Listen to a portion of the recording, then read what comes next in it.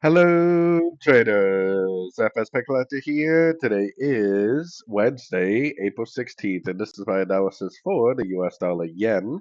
If you haven't done so yet, definitely do check out my free Discord channel, which is linked down here in the corner at the end of the video, and take a look at my website, fxpipcollector.com.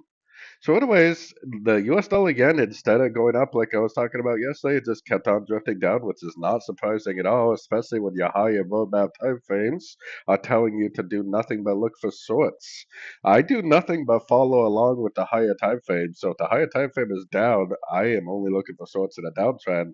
I think it will take out these previous lows for sure. So I definitely don't see any reason to not continue to look for shorts. Now, going down to the 1 hour time frame, yesterday I was saying right around here that possibly this was going to go up and this was going to be an A, a B, and a C.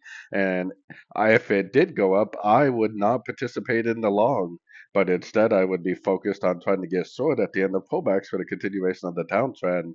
Now, it didn't make a nice ABC pullback like we may have hoped, but it did end up going down. And really, if you're paying attention, it is lower high, lower high, lower high, lower high, lower high.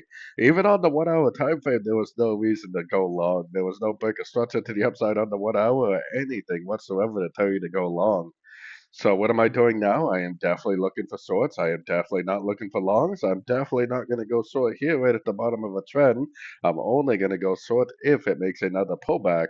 If it makes another three-way pullback, that's even better because then there would be a recognizable Elliot wave correction to go short for hopefully the continuation of that higher time frame downtrend.